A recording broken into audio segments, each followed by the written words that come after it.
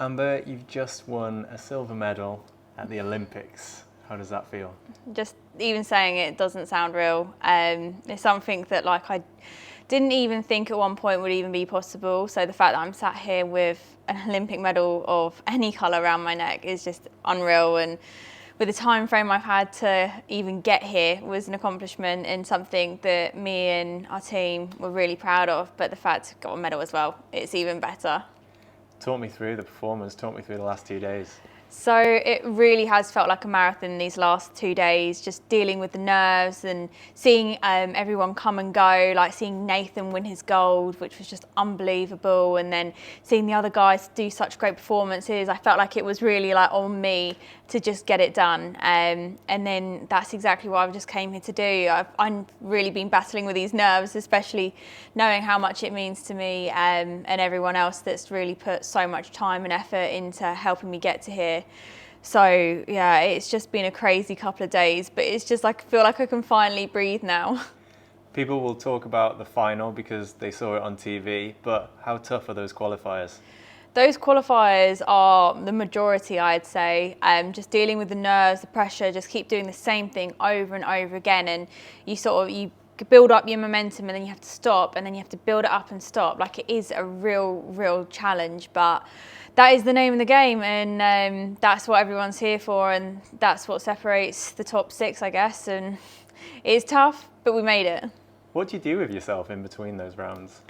Honestly, I just chat rubbish with Richard and Paul most of the time. They've got this thing of like singing to me, and they've got a song for me, and then they start making up games and literally just chatting rubbish at me. But I quite like it, so it makes me laugh and it just keeps me occupied. So chatting along with them, and then yeah, just scrolling on my phone and just keeping home updated as well, because they were glued to the TV. Mentioning Paul and Rich there, just talk to me about how epic they've been for you. Paul and Rich have been literally the key part of the team to help me get to this point. Paul, from a psychology point of view, like, he's been working with me now. He worked with me all the way up to Tokyo, and unfortunately, like, with all the disappointment of not going there, it was a real tough one. But working alongside him, he's really the one that's helped me sort of navigate these tough times and keep my head together and not quit the sport altogether. And then Rich, just the amount of hours and literally just buttoning for me and just keeping me entertained, keeping me happy, and just watching over me like a hawk, just to make sure that there's nothing creeping in, just giving me the reassurance, and being able to speak to somebody that's been there, done an Olympic Games as well, is just so refreshing. So yeah, without those two, like, again, it's a massive thanks to them. This is equally their medal as it is mine. You've always drawn quite a lot of media attention, and the media came today and they're all saying you're walking around with quite a swagger. Is that what you like to bring, and what brings that confidence in you when you're out on the range?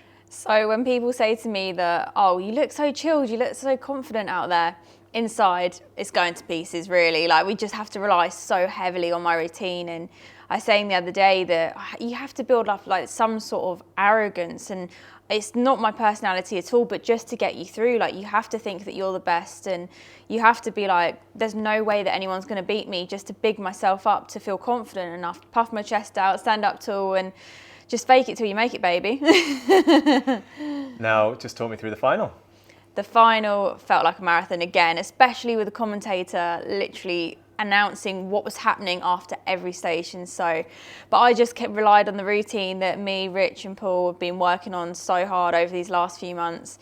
Just relied on that, and just honestly, all I kept on telling myself was just be brave. If I do anything today, just be brave and leave nothing out there. And that's exactly what I've done. But it was such a tough final, especially with the other competitors. Like, the standard is so high at these games, so you know that you can't let many fly away. But to come away with the silver against the people I was shooting against, just over the moon. How do you keep your cool when you've missed that shot and you're seeing, or are you seeing, you're probably hearing your place moving up and down all the time?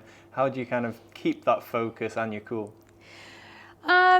I'd say it's just relying every single time on the routine, coming back to basics. I do actually do a lot of visualization, just imagining myself back on Richard's range and got the cows behind me, and I do a lot of thinking about just it's the exact same as what I've done 100 times at home, and just really like remembering the training that I've done and how all the challenges that I've done with Paul to get me to a place where, you know what, there's nothing that can faze me now. I think just relying on all the training sessions that we've done just helps me push through. Now you got down to that silver gold match, those last few shots. Just talk me through that. It was intense. So as soon as I got to the medals, like that for me, I was like a massive relief, because just knowing you're an Olympic medalist then. So then it's just what colour you're going to get. So then it was like game face back on, and then going for that gold. It was definitely exciting, because especially when I think Fran missed a couple, and then I pulled my way back into it, and then we went to a shoot off. We won't start speaking too much about the last target, but I would say I would bet a lot of money that I hit that target. But that's the name of the game. That is sport for you. It doesn't always work in your favour, but hopefully they will bring back this VAR system, because I do think it's so important in a sport like shooting, because they are so quick. They're moving, like, they're so small in the sky, and like even just a little chip. We just want a fair playing field out there. And I know that it was the exact same for some of the other girls in the final as well. So I think it's just something that should definitely be looked to be brought back. Yeah, you looked frustrated at that point, but you turned around, and who was there? So I turned around and, well, I instantly went to Richard, gave him a hug, and he just pointed behind me, and I just saw James and Tommy stood there.